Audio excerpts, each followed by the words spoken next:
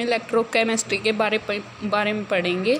ये हमारी वो ब्रांच है साइंस की जो इलेक्ट्रिसिटी से डील रखती है, ठीक है। और जो हमारी स्पॉन्टेनियस केमिकल रिएक्शंस है उनसे एनर्जी रिलीज़ होती है, और वो एनर्जी किस में यूटिलाइज होती है, जो हमारी non spontaneous reactions chemical transformations हैं उनको करने के लिए वो एनर्जी रिलीज यूज़ होती है, यूटिलाइज़ होती है। इसी को हम बोलते हैं इलेक्ट्रोकेमिस्ट्री, ठीक है।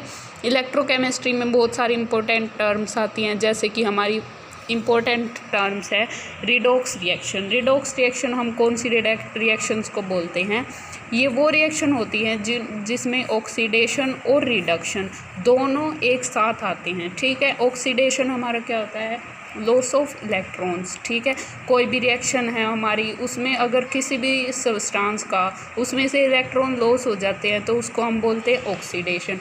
और अगर किसी के जो इलेक्ट्रॉन्स हैं वो गेन हो जाते हैं किसी को, तो हम उसको बोलते हैं कि भाई उसका रिडक्शन हो गया, ठीक है। इसको हम दोनों जो जिस रिएक्शन में आते हैं उसको हम बोलते हैं रिडॉक्स रिएक्शन। उसके बाद पढ़ेंगे हम रिड्यूसिंग एजेंट और रिडक्टेंट, ठीक है। रिड्यूसिंग एजेंट या रिडक्टेंट क्या होता है हमारा? ये वो सब्सटेंस होते हैं जो लूज़ करने में, यानी कि कोई भी इलेक्ट्रॉन है वो किसी से लूज़ करने में हेल्प कराते हैं, ठीक है। जिससे लूज़ हो रहे हैं, मान लो कि इलेक्ट्रॉन्स लूज़ हो रहे हैं Zn से, ठीक है। Zn से बन गया Zn2+, ठीक है। इससे इलेक्ट्रॉन लूज़ हो रहे हैं, मीन्स इसका तो हो गया, क्या हो गया? ऑक्सीडेशन, ठीक है। और जिसने ऑक्सीडेशन करवाया वो क्या होएगा? उसको क्या बोलेंगे हम? रिड्यूसिंग एजेंट, ठीक है, और रिडक्टेंट, ठीक है। आगे पढ़ेंगे हम ऑक्सीडाइजिंग एजेंट और ऑक्सीडेंट। ऑक्सीडाइजिंग एजेंट और ऑक्सीडेंट को हम कैसे डिफाइन करेंगे? देखो, जैसे हमारा है कॉपर Cu2+ और इसका हो गया Cu, ठीक है। इसका हमारा क्या हुआ? रिडक्शन, 2 इलेक्ट्रॉन गेन किए हैं इसने, तो ये पॉजिटिव चार्ज है इसका, ये यूटिलाइज हो गया 2 इलेक्ट्रॉन गेन करने के बाद, ठीक है। तो इसका हो गया रिडक्शन, और जिस सब्सटेंस ने इसका रिडक्शन करवाया है उसको हम बोलेंगे रिड्यूसिंग एजेंट या ऑक्सीडेंट, ठीक है। एग्जाम्पल के तौर पर हमने लिया है जैसे कि Zn, ये सॉलिड हो गया, ठीक है, प्लस Cu2+ ये एक्वस हो गया। तो यहाँ बन गया हमारा प्रोडक्ट में Zn2+ एक्वस में कन्वर्ट हो गया और Cu सॉलिड में कन्वर्ट हो गया, ठीक है। Zn के 2 इलेक्ट्रॉन्स लॉस हुए हैं तो इसका हो गया ऑक्सीडेशन, ठीक है। इलेक्ट्रॉन्स के लॉस हुआ है तो इसको हम बोलेंगे ऑक्सीडेशन। और कॉपर का यहाँ पे गेन हुआ है, 2 इलेक्ट्रॉन्स गेन हो गए, ठीक है। और ये इसका ये पॉजिटिव 2+ चार्ज था, यहाँ पे यूटिलाइज हो गया 2 इलेक्ट्रॉन गेन करने के बाद, ठीक है। इसका हो गया रिडक्शन। तो आपको ऑक्सीडेशन और रिडक्शन समझ में आ गया। आगे हम पढ़ेंगे metallic and electrolytic conduction. Metallic और इलेक्ट्रोलिटिक कंडक्शन क्या होती है? इसमें हम सबसे पहले पढ़ेंगे कंडक्टर्स। कंडक्टर क्या होते हैं? ये वो सब्सटेंस होते हैं जिनमें से इलेक्ट्रिक करंट पास कर जाता है इजीली, ठीक है। जैसे कि कॉपर हो गया, सिल्वर हो गया, टिन हो गया। जो हमारे घरों में वायर होती है वो भी कॉपर की होती है। क्यों होती है कॉपर की? क्योंकि उसमें से ईजीली इलेक्ट्रिसिटी पास कर सकती है, ठीक है।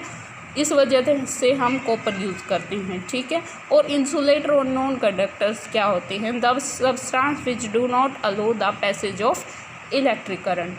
ये वो सब्सटेंस होते हैं जो अपने अंदर से इलेक्ट्रिक करंट को पास नहीं होने देते, ठीक है। जो कि हमारे घरों में जो वायर है उसके ऊपर प्लास्टिक की कोटिंग होती है, वही हमारे इंसुलेटर्स होते हैं, ठीक है। उस पर प्लास्टिक की कोटिंग क्यों की जाती है? ताकि हमें कॉपर से करंट ना लगे, हम प्रिवेंट हो सके, ठीक है। एग्जाम्पल क्या है हमारे इसके? वुड हो गई, जैसे लकड़ी हो गई, ग्लास, वैक्स एटसेट्रा, ठीक है। यहाँ पे रबर भी आ सकता है, ठीक है। इनसे हमको करंट नहीं लगता, ये हमें प्रोटेक्ट करते हैं इलेक्ट्रिसिटी से, क्योंकि इनके अंदर इलेक्ट्रिसिटी पास नहीं हो सकती, ठीक है। आगे है हमारे टाइप्स ऑफ कंडक्टर। हमारे कंडक्टर्स के भी 2 टाइप्स होते हैं। एक तो होता है मेटालिक और इलेक्ट्रॉनिक कंडक्टर्स, दूसरे होते हैं इलेक्ट्रोलाइट्स और इलेक्ट्रोलिटिक कंडक्टर्स, ठीक है। हम पहले पढ़ेंगे मेटालिक और इलेक्ट्रॉनिक कंडक्टर्स। ये हमारे कंडक्टर क्या होते हैं? ये मेटालिक सब्सटेंसेस से बने होते हैं जो अपने अंदर से इलेक्ट्रिसिटी पास करने देते हैं, ठीक है। और मतलब और मतलब जब उनसे इलेक्ट्रिसिटी पास होती है तो उनमें कोई भी केमिकल चेंज नहीं आता, ठीक है। दे आर कॉल्ड कंडक्टर्स, तो उनको हम कंडक्टर्स भी बोलते हैं। इसका एग्जांपल है जैसे कॉपर, सिल्वर एट्सेट्रा, ये मैंने आपको पहले भी बताया था, ये कंडक्टर्स में आते हैं जो अपने अंदर से इलेक्ट्रिसिटी को पास होने देते हैं, ठीक है। इन्हीं को हम इलेक्ट्रॉनिक कंडक्टर्स बोलते हैं, ठीक है। कंडक्टेंस कॉल्ड मेटालिक और इलेक्ट्रॉनिक कंडक्टेंस, जो इनके अंदर से कंडक्टेंस पास होती है उनको हम बोलते हैं इलेक्ट्रॉनिक और मेटालिक कंडक्टेंस, ठीक है। इलेक्ट्रॉनिक कंडक्टेंस डिपेंड ऑन, जो इनके अंदर जो कंडक्टेंस होती है वो किन किन फैक्टर्स पे डिपेंड करती है वो पढ़ेंगे, ठीक है। किन पे डिपेंड करती है वो, nature and structure of metal, जो मेटल है उसका नेचर कैसा है, उसकी स्ट्रक्चर कैसी है, उस पे डिपेंड करता है, ठीक है। और जो वैलेंस इलेक्ट्रॉन्स हैं उनके ऊपर डिपेंड करता है, क्योंकि जो इलेक्ट्रिसिटी है वो इलेक्ट्रॉन्स ही तो कन्वर्ट वो करते हैं, हमारी ट्रांसफ़र करते हैं, ठीक है। इसी वजह से जो हमारे नंबर ऑफ़ वैलेंस इलेक्ट्रॉन्स हैं उनके ऊपर भी कंडक्टेंस डिपेंड करती है, ठीक है। डेंसिटी ऑफ मेटल, और जो हमारे मेटल की डेंसिटी है उसके ऊपर भी डिपेंड करती है, ठीक है, कंडक्टेंस। और जो टेम्परेचर है उसके ऊपर भी डिपेंड करती है, ठीक है। अगर हम टेम्परेचर बढ़ाएंगे तो इलेक्ट्रॉन्स हैं जो वो मूव करेंगे ईजीली, ठीक है। तो इस वजह से हमारी जो कंडक्टेंस है वो इंक्रीज़ होगी और इलेक्ट्रिसिटी हमारी ज़्यादा पास होगी इसमें से, ठीक है। नोट क्या है हमारे लिए, जो नॉन मेटल्स हैं, कुछ नॉन मेटल्स हैं जैसे कि कार्बन ब्लैक हो गया, ग्रेफाइट हो गया, और कुछ अदर ऑर्गेनिक पॉलीमर्स होते हैं, ठीक है, वो भी कंडक्ट करते हैं इलेक्ट्रिसिटी, ठीक है। इसीलिए उनको भी हम क्या बोलते हैं, इलेक्ट्रॉनिक कंडक्टर, ठीक है। ये सभी हमारे नॉन मेटालिक होते हैं, ठीक है, ये मेटल्स नहीं होते, ये नॉन मेटल्स होते हैं, फिर भी ये इलेक्ट्रिसिटी कंडक्ट करते हैं। तो अगर ये इलेक्ट्रिसिटी कंडक्ट करते हैं तो इनको भी हम क्या बोलेंगे, इलेक्ट्रॉनिक कंडक्टर्स। आगे हम पढ़ेंगे इलेक्ट्रोलाइट्स और इलेक्ट्रोलिटिक कंडक्टर्स, ठीक है। ये कंडक्टर्स कौन से होते हैं, these are substances which allow the electricity to pass through them in their molten state. ये वो सब्सटेंस होते हैं जो अपने अंदर से इलेक्ट्रिसिटी पास तो होने देते हैं, मगर किस स्टेट में, अपनी मोल्टन स्टेट में, ठीक है। ये इनकी मोल्टन स्टेट में जो इलेक्ट्रिसिटी है वो कंडक्ट करते हैं, और जो इनकी एक्वस सॉल्यूशन है उसमें से इलेक्ट्रिसिटी कंडक्ट करते हैं, ठीक है। अंडर को केमिकल डिकम्पोजिशन, और ये केमिकल डिकम्पोजिशन के अंडर आते हैं, ठीक है। इनके एग्जांपल्स हो गए जैसे एसिड हो गया, बेस हो गया, साल्ट हो गया, ठीक है, इनके एग्जांपल्स हैं। जैसे हम साल्ट है जैसे कि NaCl है, ये इसकी मोल्टन स्टेट में ही इलेक्ट्रिसिटी कंडक्ट करता है, ठीक है। किस में करता है, मोल्टन स्टेट में, ओनली मोल्टन स्टेट में ही इलेक्ट्रिसिटी कंडक्ट कर पाता है, इसलिए ये इसके एग्जाम्पल में आता है जैसे एसिड हो गया, साल्ट हो गया, ठीक है। जो एसिड होते हैं, बेस होते हैं, वो भी अपनी मोल्टन स्टेट में इलेक्ट्रिसिटी कंडक्ट करते हैं, ठीक है। Flow of electric amount is known as electric conduction, जो इलेक्ट्रिक करंट है उसका फ्लो होता है उसको बोलते हैं हम इलेक्ट्रिक कंडक्शन, ठीक है। जो भी साल्ट हो गया उसमें से जो इलेक्ट्रिक करंट पास होगा, ठीक है, उसको हम बोलते हैं इलेक्ट्रिक कंडक्शन। आगे हम पढ़ेंगे नॉन इलेक्ट्रोलाइट्स। नॉन इलेक्ट्रोलाइट क्या होते हैं, ये वो सब्सटेंस होते हैं जो कि इलेक्ट्रिसिटी कंडक्ट नहीं करते इनकी मोल्टन स्टेट में भी, ठीक है, और इसके एक्वस सॉल्यूशंस में से ये इलेक्ट्रिसिटी कंडक्ट नहीं करते, इनको हम बोलते हैं नॉन इलेक्ट्रोलाइट। और इनके एग्जांपल है जैसे कि शुगर हो गया, ग्लूकोज हो गया, ठीक है, ये सब्सटेंस हैं जो अपने मोल्टन स्टेट में भी इलेक्ट्रिसिटी कंडक्ट नहीं करते, ठीक है। आगे हम क्लासिफिकेशंस ऑफ इलेक्ट्रोलाइट्स पढ़ेंगे। इलेक्ट्रोलाइट दो टाइप्स के होते हैं, स्ट्रॉन्ग इलेक्ट्रोलाइट और वीक इलेक्ट्रोलाइट, ठीक है। स्ट्रॉन्ग इलेक्ट्रोलाइट क्या होते हैं, ये वो इलेक्ट्रोलाइट होते हैं जो कम्प्लीटली डिसोसिएटेड हो जाते हैं आयंस में, ठीक है, मतलब जब ये डिज़ोल्व होते हैं कोई भी लिक्विड में, ठीक है, जब इनका हम डाइल्यूशन करते हैं तो इनके जो आयंस हैं वो कम्प्लीटली ब्रेक हो जाते हैं, ठीक है, आयंस कम्प्लीटली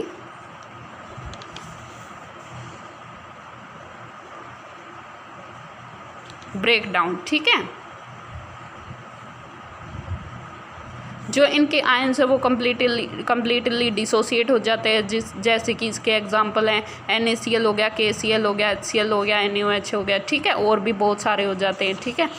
आगे पढ़ेंगे हम वीक इलेक्ट्रोलाइट्स। वीक इलेक्ट्रोलाइट क्या होते हैं? ये वो इलेक्ट्रोलाइट होते हैं जो कि आयनाइज कम्प्लीटली नहीं हो पाते, ठीक है, उसको हम वीक इलेक्ट्रोलाइट बोलते हैं, ठीक है।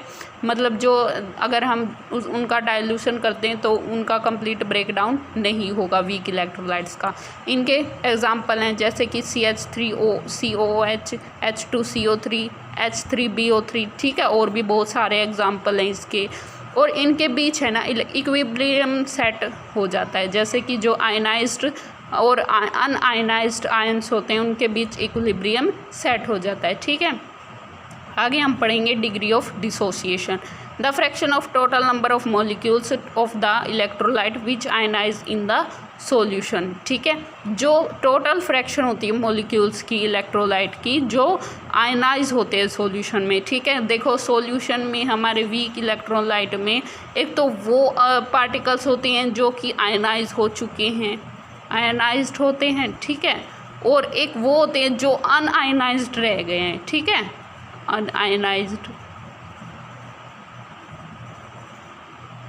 अनआयनाइज्ड हो गए हैं, ठीक है। दो टाइप्स के हो गए, आयनाइज्ड और अनआयनाइज्ड। इनके बीच में इक्विलिब्रियम सेटअप हो जाता है, ठीक है। क्या सेटअप हो जाता है? इक्विलिब्रियम। और जो आयनाइज्ड हो गए हैं मॉलिक्यूल्स उनको उनकी फ्रैक्शंस को हम बोलते हैं डिग्री ऑफ डिसोसिएशन। समझ में आ गया? ठीक है, इसको हम अल्फ़ा से डिनोट करते हैं, ठीक है। किससे डिनोट करते हैं इसको? अल्फ़ा से। आगे हम पढ़ेंगे factor of acting electrical conductivity of electric solution. जो हाँ इलेक्ट्रोलिटिक सॉल्यूशन है जो उस अपनी मोल्टन स्टेट में इलेक्ट्रिसिटी पास करता है उसकी जो इलेक्ट्रिक कंडक्टिविटी है वो किस में वो होती है, किन फैक्टर्स पे डिपेंड करती है? Nature of electrolyte. First factor है नेचर ऑफ इलेक्ट्रोलाइट।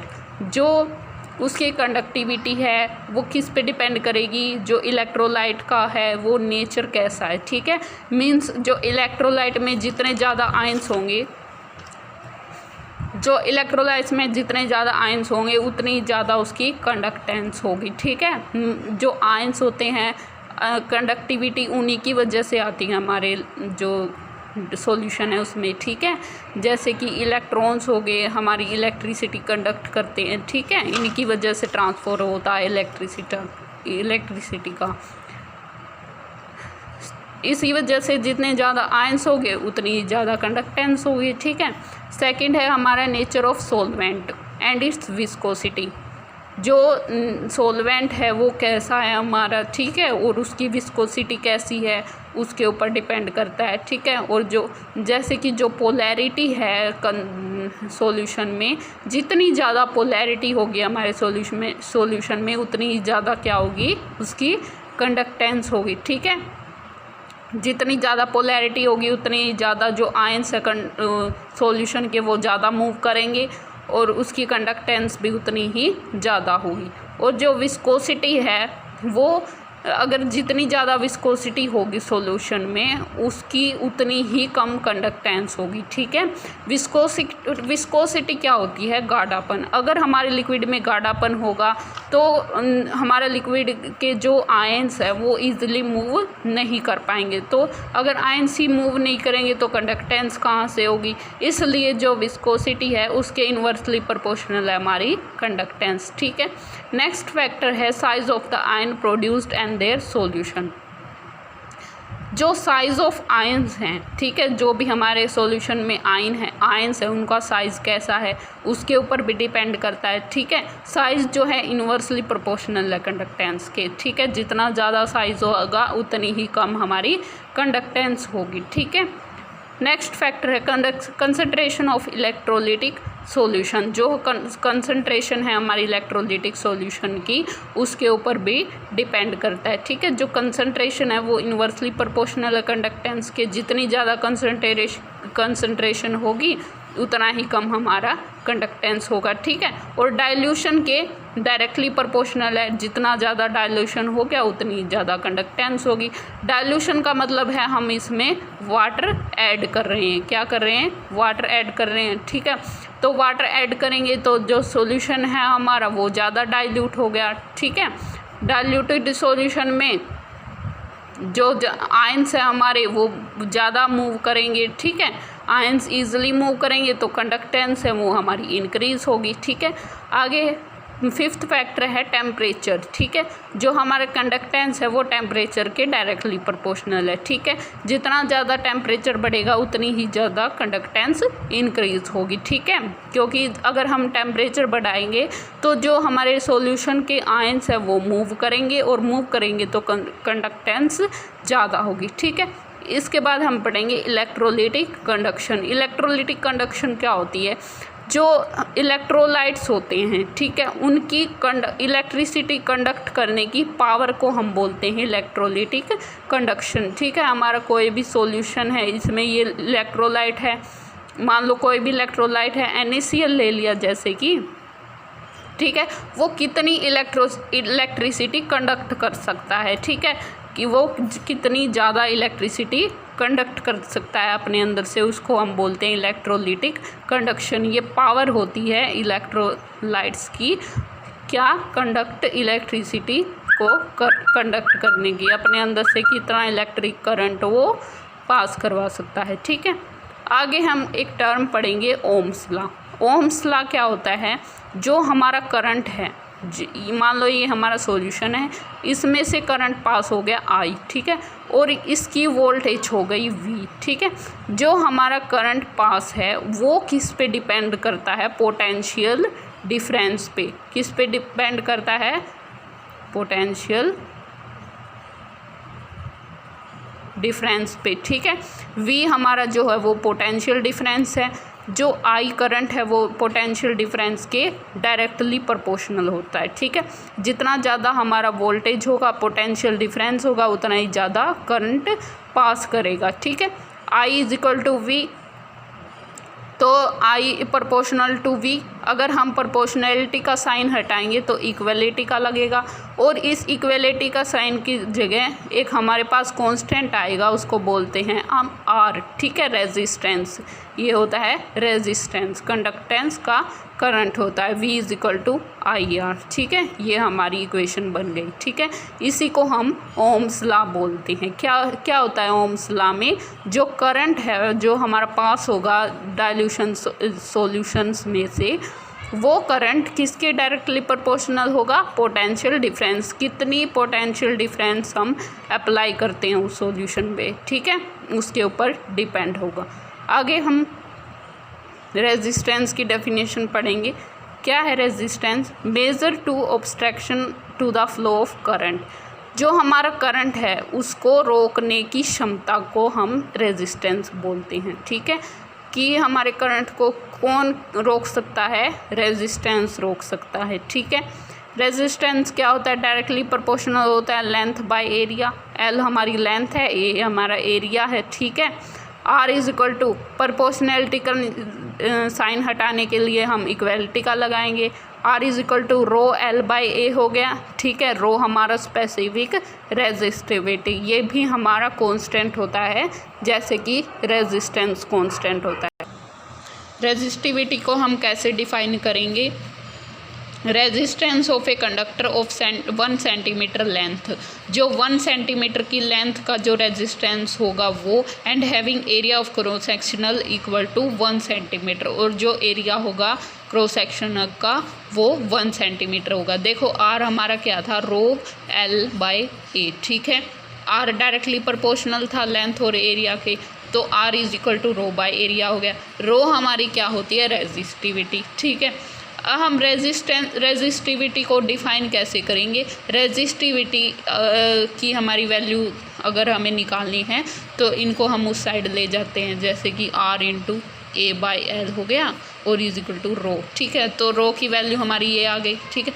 रो को डिफ़ाइन कैसे करेंगे? अगर हमारा एरिया अगर 1 सेंटीमीटर स्क्वायर हो जाए और लेंथ हो जाए हमारी 1 सेंटीमीटर, तो हमारी रो की वैल्यू रेजिस्टेंस के इक्वल आएगी, ठीक है। तो इसमें भी वही डिफाइन किया हुआ है कि resistivity is defined as the resistance. Resistivity क्या है? रेजिस्टेंस ही है अगर area of cross sectional 1 centimetre square हो और लेंथ हमारी 1 सेंटीमीटर हो। ठीक है, आगे हम पढ़ेंगे टर्म कंडक्टेंस। कंडक्टेंस क्या होती है? ये रेजिस्टेंस की रेसिप्रोकल होती है। ठीक है, रेजिस्टेंस का रेसिप्रोकल को हम कंडक्टेंस बोलते हैं। आगे हम कंडक्टिविटी क्या होती है? जो हमारी रेजिस्टिविटी थी इसके रेसिप्रोकल को कंडक्टिविटी बोलते हैं। ठीक है, यहाँ पर प्रोपोर्शनैलिटी का निशान आएगा। ठीक है, के हमारी ग्रीक कापा से डिनोट करते हैं इसको, क्या होती है? ये कंडक्टिविटी होती है। ठीक है, conductivity is the conductance of 1 centimetre cube of A solution of an electrolyte. जो हमारी कंडक्टिविटी होती है वो कंडक्टेंस ही होती है of 1 centimetre cube solution, 1 centimetre cube के सॉल्यूशन में। ठीक है, वो हमारी कंडक्टेंस ही होती है इलेक्ट्रोलिटिक सॉल्यूशन में। तो हमारी के हो जाएगी 1/ρ। ठीक है, रो हमारी क्या है? रेजिस्टिविटी। क्या है? रेजिस्टिविटी। आगे हम पढ़ेंगे molar conductivity and molar conductance. Molar conductivity और मोलर कंडक्टेंस क्या होती है? The conducting power of all the ions produced by dissolving 1 mole of electrolyte in solution. जो कंडक्टिंग पावर होती है आयंस की, जो डिसॉल्व होने पर प्रोड्यूस होती है। ठीक है, कोई भी एक मोल ऑफ इलेक्ट्रोलाइट सॉल्यूशन है, ये क्या है? 1 मोल ऑफ इलेक्ट्रोलाइट सॉल्यूशन। ठीक है, इस सॉल्यूशन में जो कंडक्टेंस करने की पावर है उसको हम बोलते हैं molar conductivity and molar conductance. ठीक है, इसको हम डिनोट करते हैं इससे λm से। ठीक है, तो ये किसके इक्वल हो जाएगा? k/c। ठीक है, k/c के इक्वल हो गया। k हमारी क्या थी? कंडक्टिविटी थी। c हमारी क्या है? कंसंट्रेशन। ठीक है, λm is equal to k into 1000/c। ठीक है, 1000 ये कहाँ से आया? क्योंकि 1 सेंटीमीटर क्यूब है। ठीक है, मोलैरिटी मोल्स पर लीटर, ये मोलैरिटी है हमारी, इसको हमने लीटर्स में कन्वर्ट कर दिया। ठीक है, तो ये हमारे डिवाइड में 1000 आ गया। ठीक है, मोलैरिटी हमारी लीटर्स में कन्वर्ट हो गई। आगे हम पढ़ेंगे relation between conductivity and molar conductivity. Molar conductivity और कंडक्टिविटी में क्या डिफरेंस है? Solution is 100 centimetre diluted, so conductance is 100 times of conductivity. जो हमारा सॉल्यूशन है वो 100 सेंटीमीटर डाइल्यूट है। ठीक है, तो जो हमारी कंडक्टिविटी है वो 100 टाइम्स हो जाएगी इसकी कंडक्टेंस के। जैसे कि ये m हो गया is equal to 100 into conductivity. ठीक है, तो λm is equal to k into V था। ठीक है, v is equal to volume in centimetre cube containing 1 mole of electrolyte. ये v क्या है? 1 मोल ऑफ, ये वॉल्यूम है पर सेंटीमीटर क्यूब में। ठीक है, 1 मोल ऑफ इलेक्ट्रोलाइट की। ठीक है, इसको हम लीटर्स में कन्वर्ट कर देंगे तो क्या बन जाएगा? Is equal to 1000/m। ठीक है, ये बन गया। इसकी यूनिट्स क्या हैं मोलर कंडक्टिविटी की? साइमन सेंटीमीटर स्क्वायर पर मोल। ठीक है, ये इसकी यूनिट्स हैं। इक्विवेलेंट कंडक्टिविटी क्या होती है? It is defined as the conducting power of all the ions produced by dissolving 1 gram equivalent of an electrolytic solution. अगर कोई भी इलेक्ट्रोलिटिक सॉल्यूशन है, अगर हम उसमें क्या ऐड कर दें? 1 ग्राम इक्विवेलेंट ऑफ इलेक्ट्रोलाइट का 1 ग्राम इक्विवेलेंट, अगर ये हम उसमें ऐड करते हैं तो कंडक्टेंस करने की पावर को हम क्या बोलते हैं? Equivalent conductivity. इसको किससे डिफाइंड करते हैं? λm ई से। ठीक है, ये क्या हो जाएगी? k into 1000/c equivalent. ठीक है, आगे हम पढ़ेंगे experimental measurement of conductance and conductivity of ionic solution. Experiment से हम मेज़र करेंगे कंडक्टेंस और कंडक्टिविटी को। ठीक है, पहला है मेजरमेंट ऑफ कंडक्टेंस। ठीक है, कंडक्टेंस को मेज़र करेंगे हम। कंडक्टेंस क्या होती है? रेजिस्टिविटी के रेसिप्रोकल होती है। ठीक है, रेजिस्टिविटी के इन्वर्सली प्रोपोर्शनल होती है। सो वी फाइंड आर, इसीलिए हमको सिर्फ आर निकालने से हमारा काम चल जाएगा। आर हम रेजिस्टेंस हम कैसे निकालते हैं, व्हीटस्टोन ब्रिज से, ठीक है। व्हीटस्टोन ब्रिज में हम क्या करते हैं, जैसे कि एक ये रेजिस्टेंस हो गया हमारा R1, R2, R3, R4, हमारे 4 रेजिस्टेंस लगे होते हैं इसमें, जिसमें R2 क्या होता है, अननोन रेजिस्टेंस होता है, और जो R1 है वो वेरिएबल रेजिस्टेंस होता है। ये वेरिएबल रेजिस्टेंस है, ये अपने आप को चेंज करता रहता है। क्या करता रहता है, चेंज, ठीक है। अगर हम जॉकी को स्लाइड करेंगे, ठीक है, तो ये नल पॉइंट गेन करने के लिए अपने टाइप से चेंज हो जाएगा, ठीक है। तो इसी वजह से हम इसको वेरिएबल रेजिस्टेंस बोलते हैं, ठीक है। तो ये बीच में गैल्वेनोमीटर लगा हुआ है, ये बैटरी है हमारी, इसको हम की बोलते हैं, ठीक है। तो R1/R2, R1/R2, R3/R4 हम इनको इक्वली पुट करते हैं, ठीक है। और हमें R2 निकालना है, जो अननोन रेजिस्टेंस है वो हमको फाइंड आउट करना है, ठीक है। तो R1/R2 = R3/R4 हो जाएगा। R2 हमें निकालना है, तो R2 की वैल्यू क्या होगी, R1 × R4/R3। ये हमारा अननोन रेजिस्टेंस की वैल्यू आ गई, ठीक है। नोट क्या है, for electrolytic solution DC current can not be used because it cause electrolysis. Note क्या है कि जो इलेक्ट्रोलिटिक सॉल्यूशन है हमारा, उसके लिए हम डाई इलेक्ट्रिक करंट यूज़ नहीं कर सकते, DC करंट यूज़ नहीं कर सकते, क्योंकि उसमें इलेक्ट्रोलिसिस प्रोड्यूस हो जाएगी। इलेक्ट्रोलिटिक सॉल्यूशन में हम DC करंट का प्रोड्यूस नहीं कर सकते, इसीलिए हम ईयरफोन्स का यूज़ करते हैं व्हीटस्टोन ब्रिज में, ठीक है। तो AC सोर्स, हमें AC करंट चाहिए इलेक्ट्रोलिटिक सॉल्यूशन में, ठीक है। AC सोर्स को करने के लिए हम इसमें व्हीटस्टोन ब्रिज में AC सोर्स डायरेक्टली लगा नहीं सकते, तो इसी वजह से हम ईयरफोन्स को कनेक्ट करते हैं, ठीक है। ये इसकी वोल्टेज को कम रखेगा। तो ये हमें ले लिया, ये कंडक्टिविटी सेल ले ली हमें, ठीक है। ये डाइल्यूटिक सॉल्यूशन है, ये ब्लैक प्लेटिनम लगा होता है यहाँ पे, इसके कंडक्टिविटी सेल के ब्लैक प्लेटिनम लगा होता है। ये क्यों लगा होता है, क्योंकि ये उसको पोलराइजेशन को रोकता है, ठीक है, पोलराइजेशन को प्रिवेंट करता है। यहाँ पे वाटर थर्मोस्टेट, ठीक है, हम इनको कनेक्ट कर देते हैं। ये X रेजिस्टेंस है जो हमें फाइंड आउट करना है, ठीक है। ये अननोन रेजिस्टेंस है और ये वेरिएबल रेजिस्टेंस है। क्या है ये, वेरिएबल, मतलब ये खुद से चेंज हो जाएगा, ठीक है। अगर हम इस जॉकी को स्लाइड करेंगे, जो हमारी ये AC वायर है, इसके ऊपर अगर हम इस जॉकी को स्लाइड करेंगे तो जो D है, ये नल पॉइंट है, नल पॉइंट को गेन करने के लिए जो ये रेजिस्टेंस है अपने टाइप से चेंज हो जाएगा, ठीक है। तो resistance R by resistance X, हमें ये फाइंड आउट करना है। क्या फाइंड आउट करना है, रेजिस्टेंस X, ठीक है। ये किसके इक्वल होगा, रेजिस्टेंस ऑफ वायर AD के रेजिस्टेंस के इक्वल होगा, और बाय में CD की वायर के रेजिस्टेंस के, ठीक है। लेंथ ऑफ AD बाय में लेंथ ऑफ CD, इनकी लेंथ के इक्वल हो जाएंगे ये दोनों।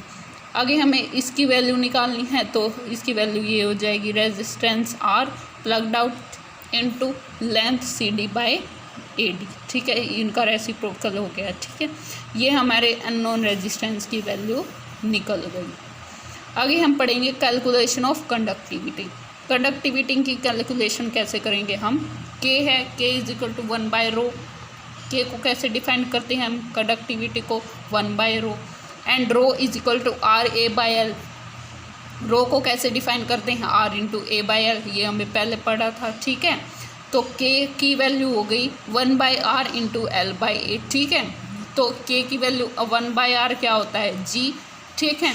तो K = GL/A, ठीक है। L/A हमारा क्या हो गया, सेल कांस्टेंट, क्या हो गया, सेल कांस्टेंट, ठीक है। तो जो हमारी कंडक्टिविटी है वो किसके इक्वल होगी, कंडक्टेंस इंटू सेल कांस्टेंट की, ठीक है। K = G × सेल कांस्टेंट क्या था हमारा, A/L, ठीक है। इसको बोलेंगे सेल कांस्टेंट। तो आगे पढ़ेंगे हम डिटर्मिनेशन ऑफ सेल कांस्टेंट। इसको कैसे डिटरमाइन करेंगे। Cell constant is determined standard dilution whose conducting is known like KCl। जो हम सेल कांस्टेंट निकालते हैं ये सिर्फ उन्हीं का डिटरमाइन किया जा सकता है जिनकी स्टैंडर्ड सॉल्यूशन होते हैं। स्टैंडर्ड सॉल्यूशन मतलब जिनकी कंडक्टिविटी हमें पता होती है, जैसे कि KCl हो गया, इसकी कंडक्टिविटी हमें पता है, ठीक है। KCl की डिफरेंट कंडक्टिविटीज़ होती हैं डिफरेंट टेम्परेचर और कंसंट्रेशन पे, ठीक है। जैसे कि हम एग्जांपल के तौर पर लेते हैं, जैसे कि KCl की कंडक्टिविटी 0.0129 होती है। वैसे तो KCl की बहुत सारी कंडक्टिविटी होती हैं, वो टेम्परेचर और कंसंट्रेशन के बिहाव पे अलग अलग डिपेंड करती हैं, ठीक है।